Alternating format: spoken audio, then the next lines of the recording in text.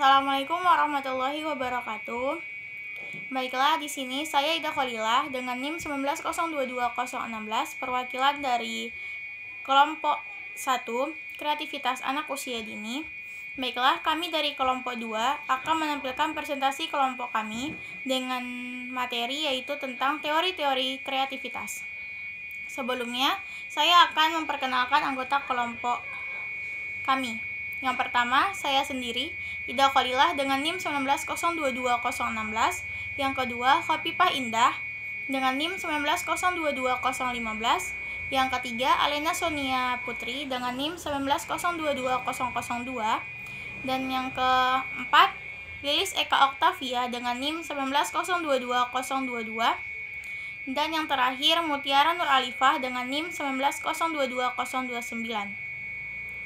Baiklah, untuk pemateri yang pertama akan saya sampaikan sendiri. Baiklah, materi yang pertama yaitu tentang pengertian kreativitas.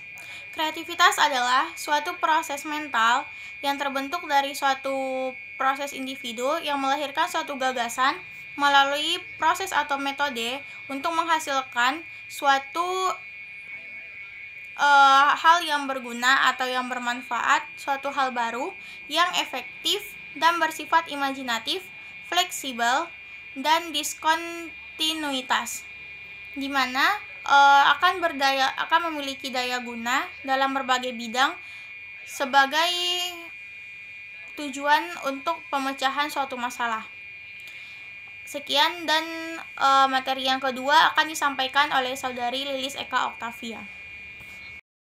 Baiklah, saya Lilis Eka Oktavia akan melanjutkan materi selanjutnya, yaitu teori psikoanalisis. Menurut Kore dalam Musnah 2018, pada halaman 101, psikoanalisis menurut definisi modern memiliki beberapa pengertian, yakni yang pertama, psikoanalisis adalah pengetahuan psikologi yang mengedepankan pada dinamika faktor-faktor psikis yang menentukan perilaku manusia serta pentingnya pengalaman masa kanak-kanak dalam membentuk kepribadian masa depannya. Yang kedua, psikoanalisis adalah metode interpretasi dan penyembuhan gangguan mental.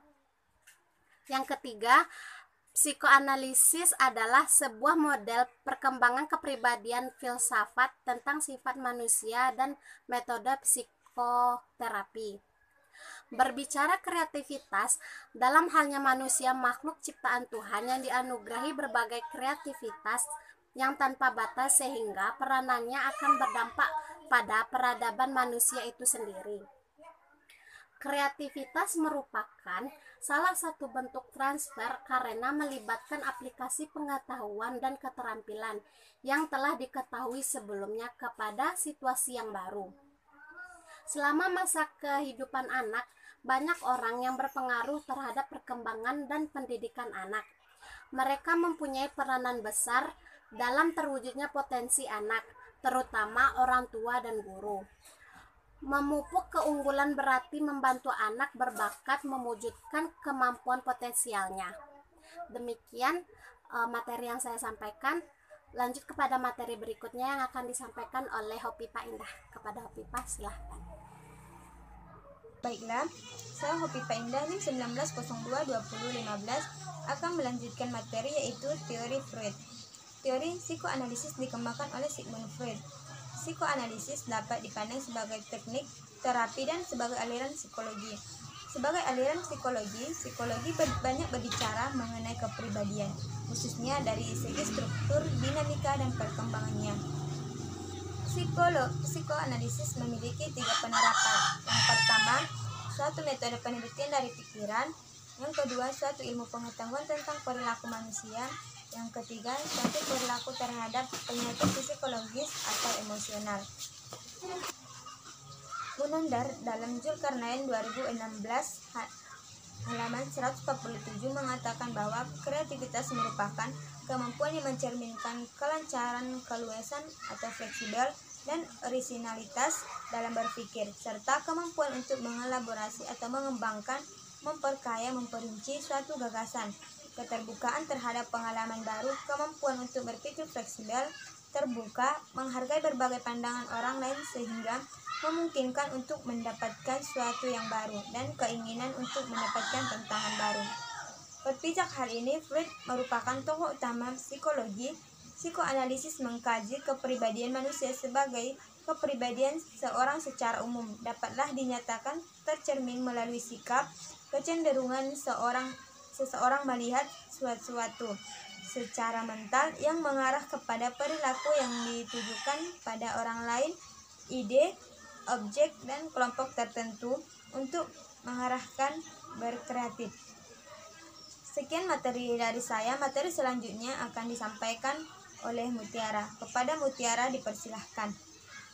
Baiklah, saya akan melanjutkan materi tentang teori Ernest. Ernest Chris menekankan bahwa mekanisme pertahanan regresi yaitu kecenderungan untuk beralih ke perilaku pada tingkat perkembangan sebelumnya yang memberi kepuasan jika perilaku sekarang tidak berhasil atau tidak memberi kepuasan juga sering muncul dalam tindakan kreatif.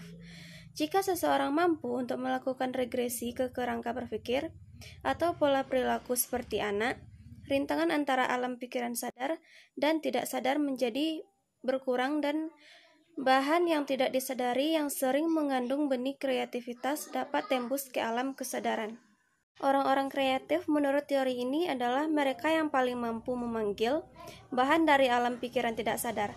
Pada umumnya, sebagai orang dewasa, kita tidak pernah bisa seperti anak lagi. Sekian materi dari saya, materi selanjutnya akan dilanjutkan oleh Alena. Baiklah, saya Alena Sonia Putri dengan NIM 19022002 akan membacakan materi terakhir, yaitu tentang teori Jung. Teori Jung 1875 sampai 1961 juga percaya bahwa ketidaksadaran memainkan peranan yang amat penting dalam kreativitas tingkat tinggi alam pikiran yang tidak didasari dibentuk oleh masa lalu pribadi. Dengan adanya ketidaksadaran kolektif akan timbul penemuan teori seni dan karya-karya baru lainnya.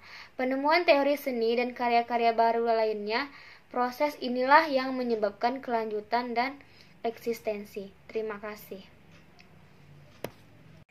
Baiklah, cukup sekian presentasi yang dapat kami sampaikan. Bila ada kata-kata yang salah dalam penyampaian kami, mohon maaf. Assalamualaikum warahmatullahi wabarakatuh.